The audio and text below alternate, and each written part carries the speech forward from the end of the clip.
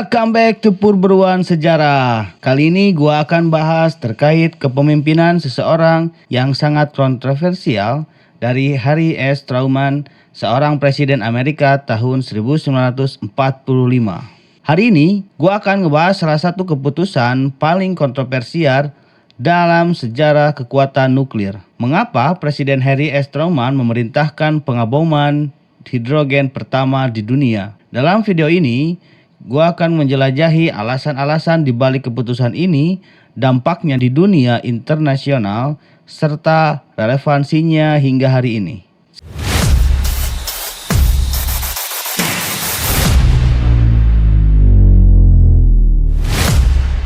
Sebelum gua bahas terkait dampak pengaboman di dunia internasional, gua bahas dulu terkait biografi dari Harry S. Truman. Harry S. Truman adalah seorang presiden Amerika Serikat ke-33. Sebelumnya, Truman menjadi wakil presiden Amerika Serikat. Ia menggantikan Franklin D. Roosevelt setelah sang presiden wafat. Pada masa jabatan kepresidenannya yang kedua, ia didampingi oleh wakil presiden Alben W. Barkley.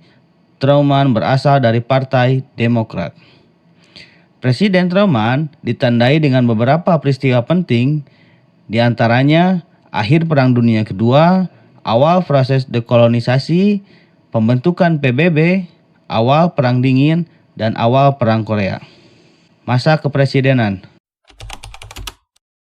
Pada tahun 1944, Harry Truman menjadi wakil presiden di bawah Presiden Franklin Roosevelt. Ketika Presiden Roosevelt meninggal dunia pada tanggal 12 April 1945, Harry S. Truman diangkat menjadi presiden. Sebagai presiden, Harry Truman mengambil beberapa keputusan yang berarti dalam sejarah. Setelah Jerman ditaklukkan dalam Perang Dunia Kedua, Amerika Serikat mendesak Jepang agar menyerah, tetapi Jepang menolak. Setelah berunding dengan penasehat-penasehatnya, Presiden Truman memerintahkan agar kota-kota Jepang yang giat dalam usaha-usaha perang diserang dengan bom atom. Dua di antaranya adalah Hiroshima dan Nagasaki. Sesudah kedua kota tersebut dibom dengan bom atom, Jepang pun menyerah. Pada tahun 1945, Harry Truman menyaksikan penandatanganan Piagam Perserikatan Bangsa-Bangsa yang dibentuk dengan penuh harapan untuk menjamin perdamaian. Sampai saat itu, Presiden Truman selalu mengikuti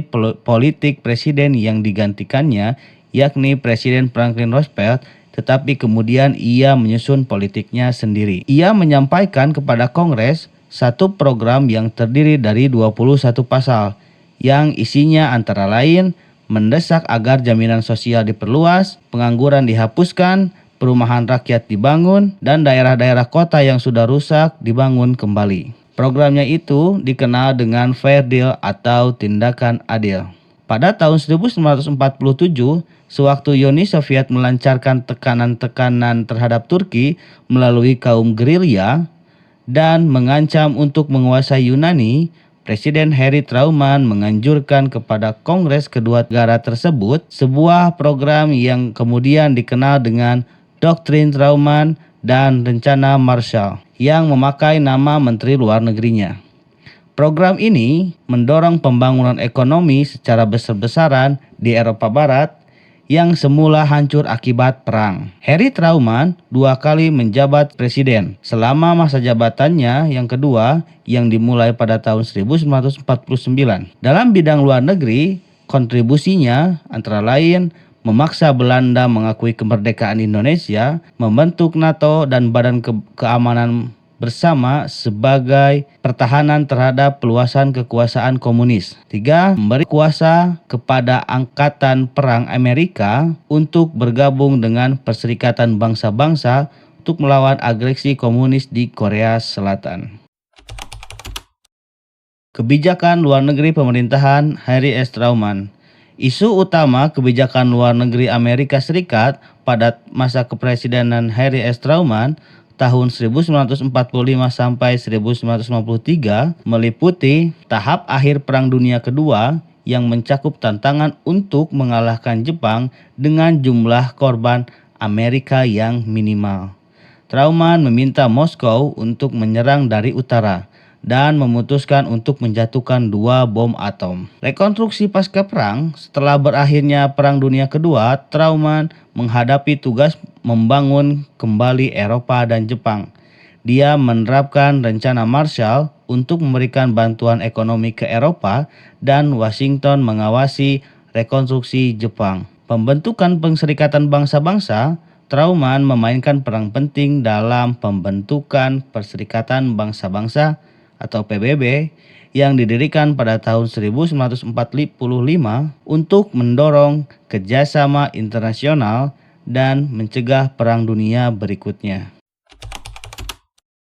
Truman memimpin negara tersebut memasuki Perang Dingin pada tahun 1947, periode meningkatnya ketegangan dan persaingan antara Amerika Serikat dan Uni Soviet. Truman membantu membentuk aliansi militer NATO. Dia menerapkan kebijakan pembendungan yang bertujuan untuk menghentikan penyebaran komunisme dan membatasi pengaruh Uni Soviet di seluruh dunia. Perang Korea. Pada tahun 1950, Korea Utara menginvasi Korea Selatan, yang menyebabkan konflik berdarah yang berlangsung hingga tahun 1953. Truman mengizinkan intervensi militer Amerika Serikat dalam konflik tersebut yang menyebabkan perang yang berlarut-larut dan memakan banyak biaya. Dia menolak nasihat Jenderal Douglas MacArthur dan memecatnya pada tahun 1951. Truman membuat keputusan untuk membuat bom hidrogen. Ia mengawasi pengembangan persenjataan nuklir Amerika Serikat dan dimulainya perlombaan senjata nuklir dengan Uni Soviet yang berdampak luas terhadap kebijakan luar negeri Amerika Serikat. Perlombaan senjata nuklir. Perlombaan senjata nuklir adalah kompetisi perlombaan senjata untuk mendapatkan supremasi perang nuklir antara Amerika Serikat dan Uni Soviet. Senjata nuklir pertama diciptakan oleh Amerika Serikat selama Perang Dunia Kedua dan dikembangkan untuk digunakan melawan kekuatan poros. Para ilmuwan Uni Soviet menyadari potensi senjata nuklir dan juga telah melakukan penelitian di lapangan. Uni Soviet tidak diberitahu secara resmi mengenai proyek Manhattan sampai Stalin diberi penghargaan di konferensi Potsdam pada tanggal 24 Juli 1945 oleh Presiden Amerika Serikat Harry S. Truman.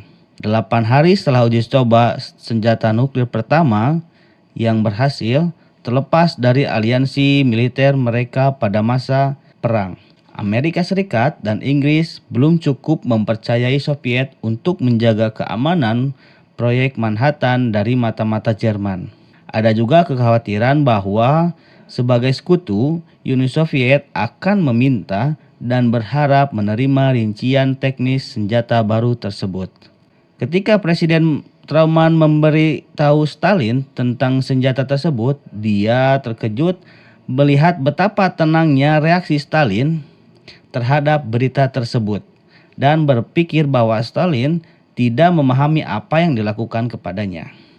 Anggota delegasi Amerika dan Inggris lainnya yang mengamati dengan cermat pertukaran tersebut memiliki kesimpulan yang sama.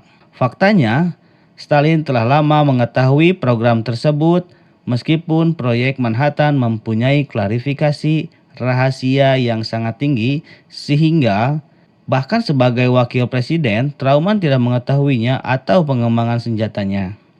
Sekelompok mata-mata yang beroperasi dalam proyek Manhattan, termasuk Klaus Pax dan Theodore Hall, telah memberi Stalin informasi lengkap tentang kemajuan Amerika.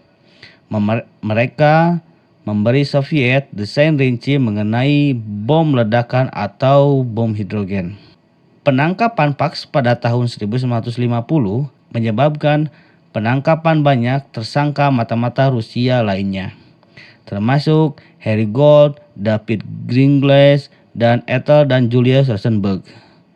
2 orang terakhir diadili dan dieksekusi karena spionase pada tahun 1951. Pada bulan Agustus 1945, atas perintah Truman, dua bom atom dijatuhkan di kota Jepang.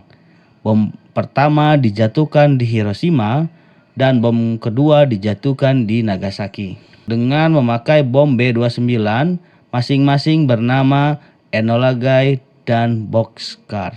Tak lama setelah berakhirnya Perang Dunia Kedua pada tahun 1945, Perserikatan Bangsa-Bangsa didirikan.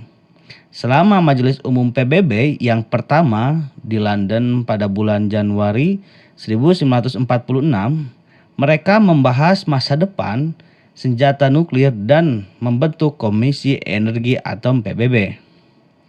Tujuan dari pertemuan ini adalah untuk menghilangkan penggunaan semua senjata nuklir. Amerika Serikat mempresentasikan solusinya yang disebut Rencana Baruch. Rencana ini mengusulkan agar ada otoritas internasional yang mengendalikan semua aktivitas bom atom yang berbahaya. Uni Soviet tidak setuju dengan usulan ini dan menolaknya. Usulan Uni Soviet melibatkan pelucutan senjata nuklir secara universal. Usulan Amerika dan Soviet ditolak oleh PBB. Amerika Serikat ingin menyerah dengan cara yang lebih cepat dan mengurangi potensi korban jiwa yang mungkin terjadi akibat invasi darat ke Jepang. Pemilihan Nagasaki dan Hiroshima sebagai sasaran serangan bom atom juga terkait dengan pertimbangan mengenai dampak radiasi yang akan dihasilkan. Pada bulan Agustus 1945, pemerintah Jepang mengabaikan tuntutan penyerahan diri sebagaimana tercantum dalam Deklarasi Potsdam.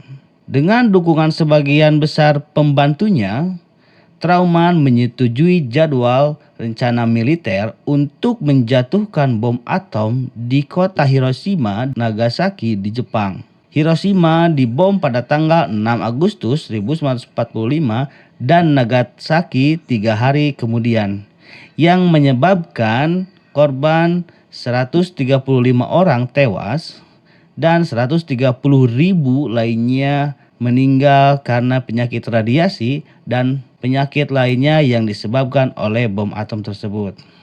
Akhirnya Jepang pun menyerah pada 10 Agustus 1945 dengan syarat Kaisar Hirohito tidak dipaksa untuk turun tahta.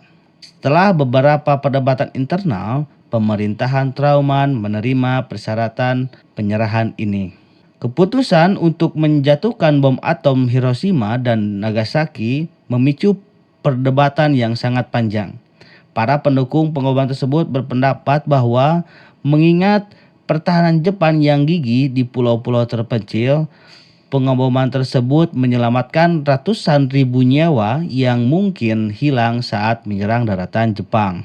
Setelah meninggalkan jabatannya, Truman mengatakan kepada jurnalis bahwa bom atom dilakukan untuk menyelamatkan 125.000 anak muda di pihak Amerika dan 125.000 di pihak Jepang agar tidak terbunuh, dan itulah yang dilakukannya.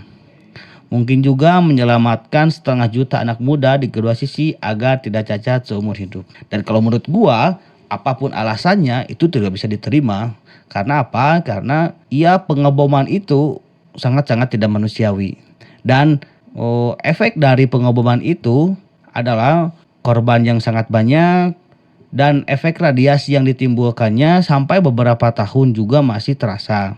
Truman juga termotivasi oleh keinginan untuk mengakhiri perang sebelum Uni Soviet dapat menyerang wilayah yang dikuasai Jepang dan mendirikan pemerintahan komunis. Jadi Presiden Amerika pun melakukan ini karena takut Jepang akan diambil alih oleh Uni Soviet dan mendirikan pemerintahan komunis di Jepang. Maka dilakukanlah pengeboman di Hiroshima dan Nagasaki yang akhirnya Jepang tunduk pada tanggal 10 Agustus 1945. Ada beberapa kritikus yang berpendapat bahwa penggunaan senjata nuklir tidak diperlukan. Mengingat taktik konvensional seperti pengeboman dan blokade dapat menyebabkan Jepang menyerah tanpa memerlukan senjata tersebut. Di sini gue juga akan menjelaskan terkait korban yang mengalami radiasi bom ditunjukkan dengan tanda-tanda berupa diare berdarah, kehilangan sel darah putih, kerusakan sumsum tulang, serta peradangan akut di selaput lendir, tenggorokan, paru-paru, lambung, dan usus. Radiasi juga menyebabkan ibu hamil mengalami keguguran atau melahirkan bayi cacat prematur. Paparan radiasi juga berpotensi untuk menimbulkan kemandulan. Jadi selain dari korban meninggal yang banyak sekitar 135.000 jiwa yang meninggal, terus efek radiasi yang ditimbulkannya juga sangat begitu ganas. Dan itu berangsur selama bertahun-tahun di Jepang, khususnya di Hiroshima dan Nagasaki.